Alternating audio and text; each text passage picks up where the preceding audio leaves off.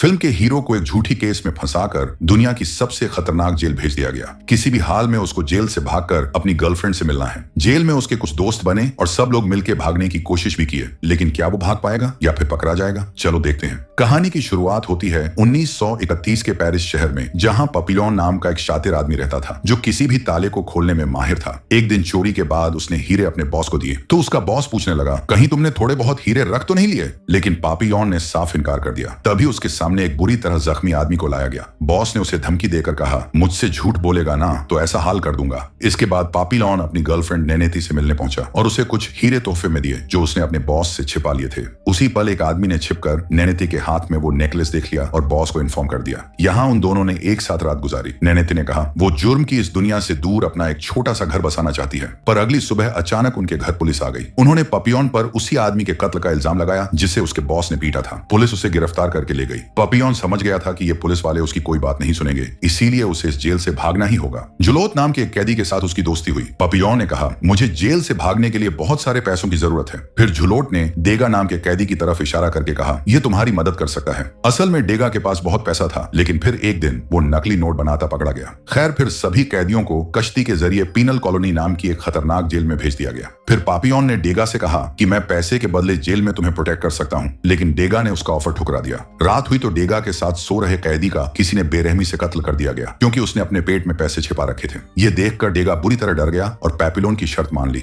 उसने साफ कह दिया कि वो जेल से भागना नहीं चाहता, क्योंकि उसे यकीन था कि उसकी पत्नी उसे जल्द ही छुड़ा लेगी। खैर, सबके सोने के बाद कल रात वाला हत्यारा आज डेगा की जान लेने आ गया। वो डेगा को मारने ही वाला था कि अचानक पॉपिलनेसिस आकर उसकी जान बचा लेता है। उसने हत्यारे की जमकर धुनाई की, लेकिन जल्द ही ऑफिसर्स को इसकी खबर मिल गई और पपिलॉन को इसके लिए सजा भी मिली। अगली सुबह सभी कैदी पीनल कॉलोनी जेल पहुंच गए, लेकिन तभी अचानक झूठ नाम के कैदी ने खुद को जानबूझकर जख्मी कर लिया ताकि उसे क्लिनिक में भर्ती कर दिया जाए। असल में वो क्लिनिक से भागने की फिराक में था, क्योंकि वहां सबसे कम पहरा होता था। फिर पपिलॉन और बाकी कैदियों को इस नई जेल में लाया गया, जहां कई खूंखार अपराधियों को रखा गया था। वहां का वार्डन भी बेहद खतरनाक था। उसने सभी नए कैदियों को बुलाकर कहा, यहाँ से भागना नामुमकिन है, तो कोशिश बिल्कुल मत करना, क्योंकि यही तुम्हारी सेहत के लिए अच्छा रहेगा। अगर किसी ने भागने की कोशिश की तो उसे 2 साल काला पानी की सजा होगी। अगर दूसरी बार भागते हुए पकड़े गए तो 3 साल की सजा, और लेकिन जो तीसरी कोशिश करता पकड़ा गया उन्हें डेविल्स आइलैंड नाम की एक जेल में भेज दिया जाएगा, जहां रहकर हर इंसान पागल हो जाता है। और अगर किसी ने कोई कत्ल किया तो सबके सामने उसका सर धड़ से अलग कर दिया जाएगा। इसके बाद सभी कैदियों को पत्थर उठाने का काम मिला। कुछ दिन बाद पपिलॉन की मुलाकात एक बोट सेलर से हुई। पपिलॉन ने उसको बोट के बदले ढेर सारे पैसे देने का वादा किया और वो मान भी गया। उसने पपिलॉन को अगली रात किनारे पे मिलने को कहा, लेकिन एक खूंखार कैदी को इस प्लान की भनक लग गई और उसने पैसों के लिए डेगा पर हमला कर दिया। पर इस बार भी पपिलॉन ने उसकी जान बचाई। ये सब देखकर डेगा को एहसास हो गया कि पपिलॉन के बिना तो वह यहाँ एक दिन भी जिंदा नहीं बच पाएगा। अब उसके पास कोई और चारा नहीं था, इसीलिए उसने भी पपिलॉन के साथ भागने का फैसला किया। फिर अगली सुबह सभी कैदियों को ग्राउंड में इकट्ठा किया गया। असल में झूठ ने भागने की कोशिश में 2 गार्ड्स की हत्या कर दी थी। कुछ ही पलों में उसका सर धड़ से अलग करके उसे मौत के घाट उतार दिया गया। उसे देखकर वहां मौजूद सभी कैदियों की रूह कांप गई। इसके बाद वार्डन ने पपिलॉन और डेगा को जूड की लाश ग्रेवयार्ड में ले जाने का हुक्म दिया, पर रास्ते में अचानक डेगा वोमिट करने लगा, क्योंकि उसने आज तक कोई लाश ही नहीं देखी थी। तभी एक गार्ड ने वहां आकर डेगा को लाश उठाने को कहा, लेकिन जब डेगा नहीं माना तो वो डेगा को मारने लगा। लेकिन पपिलॉन से ये सब नहीं देखा गया, इसीलिए उसने गुस्से में एक पत्थर उठाकर गार्ड के सर पर दे मारा। इसके बाद वो वहां से भाग निकला, लेकिन बेचारा डेगा डर के मारे हिल भी नहीं पाया। खैर, रात को पपिलॉन ने सेलर से बोट मांगी तो वह आदमी जोर जोर से हंसने लगा। पपिलॉन ने मुड़कर देखा कि गार्ड्स ने उसे चारों ओर से घेर लिया था।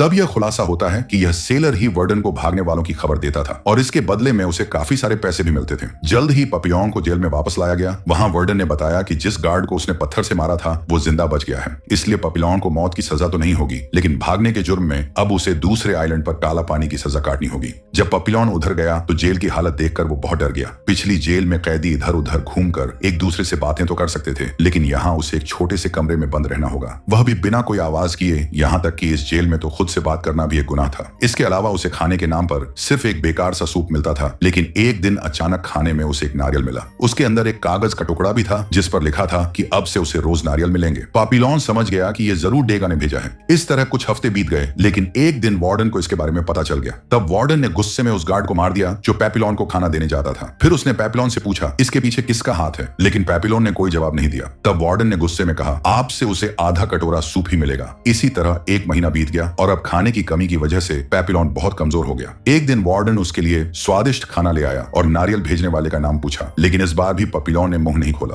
तब गुस्से में आकर वार्डन ने उसे बाकी की सजा अंधेरे में काटने का हुक्म दिया। अब पेपिलोन की हालत बहुत खराब हो गई थी, न उसे अच्छा खाना मिलता न किसी से बात कर सकता, और अब अंधेरे की वजह से तो उसे आसपास की चीजें तक दिखाई नहीं दे रही थी। जल्द ही अकेलेपन और भूख की वजह से उसकी दिमागी हालत बिगड़ने लगी। अब वह इतना कमजोर हो गया कि हिल भी नहीं पा रहा था, इसीलिए उसे हॉस्पिटल ले जाना पड़ा। इत्तेफाक से डेगा भी अब उसी जेल में काम करने लगा था। पिछले 1 साल में उसने वार्डन का भरोसा भी पूरी तरह जीत लिया था। एक दिन डेगा पेपिलोन से मिलने आया और तब उसे पता चला कि पेपिलोन तो बस पागल होने का नाटक कर रहा था। वह जानता था कि इस तरह वह नॉर्मल जेल में वापस लौट सकता है। इसके बाद वह दोबारा से जेल से भागने का प्लान बनाने लगे, पर इस बार उन्होंने 2 और कैदियों की मदद लेने का फैसला किया। पेपिलोन ने सेलियर नाम के कैदी को चुना जो काफी हट्टा कट्टा था, और डेगा ने चुना मटुर रेते को जिसको अक्सर सभी परेशान करते थे। अब डेगा ने अपने सारे पैसे सेलियर को दिए जिससे उसने बोट खरीदी। फिर अगली रात जब सबको फिल्म दिखाई जा रही थी तभी उन चारों ने भागने का फैसला किया। इसके बाद डेगा प्लान के मुताबिक फिल्म देख रहे ऑफिसर्स को शराब देने पहुंचा। उसने बड़ी चालाकी से शराब में नशे की गोली मिला दी और फिर मेन गेट की चाबी चुराने के मौके का इंतजार करने लगा। दूसरी तरफ पेपिलोन अपने साथियों के साथ डेगा के आने का इंतजार कर रहा था, लेकिन अचानक से जोरदार बारिश शुरू हो गई। तभी लाइट चली गई और सीलियर ने कहा कि उन्हें अभी भाग जाना चाहिए, लेकिन पेपिलोन अपने दोस्त डेगा के बिना कहीं जाने को तैयार नहीं था। खुशकिस्मती से डेगा उसी पल चाबियां लेकर आ गया और फिर अंधेरे का फायदा उठाकर उन चारों ने दरवाजा खोला और तुरंत जेल से भाग निकले।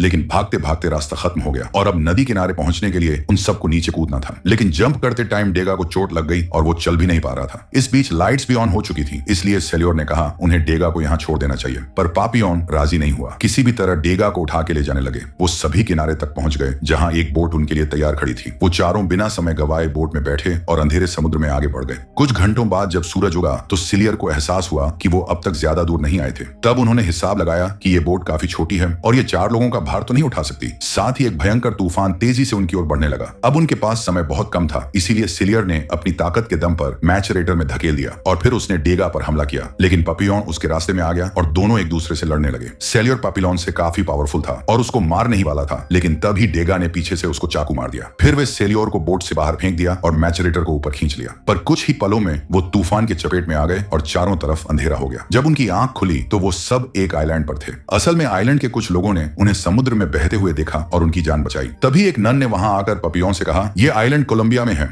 शाम में पेपिलोन ने डेगा से कहा जितनी जल्दी हो सके उन्हें यहाँ से निकलना चाहिए, लेकिन डेगा ने कहा अगर तुम जाना चाहते हो तो जाओ, मैं इधर ही रहूंगा। असल में वह भाग भाग कर थक चुका था। अब वो आराम से अपनी जिंदगी किसी एक जगह पर गुजारना चाहता था। फिर पेपिलोन मैच्योर्ड के पास गया, लेकिन वो भी आइलैंड की लड़कियों पर लट्टू हो गया था। आखिरकार पेपिलोन ने अकेले ही वहां से निकलने का फैसला किया, पर तभी अचानक उसकी नजर कुछ ऑफिसर्स पर पड़ी और वह समझ गया कि उस चालाक नन ने उनकी खबर पुलिस को दे दी है। अब पेपिलोन ने तुरंत जाके डेगा को बताया, लेकिन तभी ऑफिसर्स ने उन्हें पकड़ लिया। तभी उन्होंने मैच्योर्ड को पकड़कर गोली मार दी और आखिरकार पेपिलोन और डेगा को फिर से जेल भेज दिया गया। इस तरह 5 साल बीत गए और पेपिलोन ने काला पानी की सजा पूरी कर ली थी और अब उसको डेविल्स आइलैंड जेल में भेजा जा रहा था। लेकिन वहां जाकर पेपिलोन शॉक्ड हो गया क्योंकि डेगा भी वहीं कैद था। असल में उसने ऑफिसर्स की शराब में नशा मिलाया था, इसीलिए उसे तो पहले ही डेविल्स आइलैंड भेज दिया गया था। एक दूसरे को पूरे 5 साल बाद देखकर वो दोनों काफी खुश हुए। फिर शाम को दोनों समुद्र किनारे बैठे थे कि पेपिलोन एक आइडिया आया। उसने डेगा से कहा अगर वो एक छोटी सी राफ्ट बनाए तो समुद्र की लहर अपने आप उनको दूसरी तरफ ले जाएगी। लेकिन डेगा अब और जेल से भागना नहीं चाहता। वो पिछले 5 साल से यहाँ शांति से जिंदगी गुजार रहा था और तो और उसकी पत्नी ने भी किसी और से शादी कर ली थी, इसीलिए अब उसे वापस लौटने में कोई खास इंटरेस्ट भी नहीं था। खैर उसने फिर भी नारियल से राफ्ट बनाने में पेपिलोन की मदद की। अगली सुबह दोनों दोस्तों ने एक दूसरे को गले लगाकर अलविदा कहा और फिर पेपिलोन राफ्ट समुद्र में फेंक कर उस पर कूद गया। खुशकिस्मती से उसका प्लान कामयाब रहा और लहरें उसे दूसरी ओर ले जाने लगी। उसे जाते देख डेगा की आंखों में भी आंसू आ गए और फिल्म यहीं पे खत्म हो गई।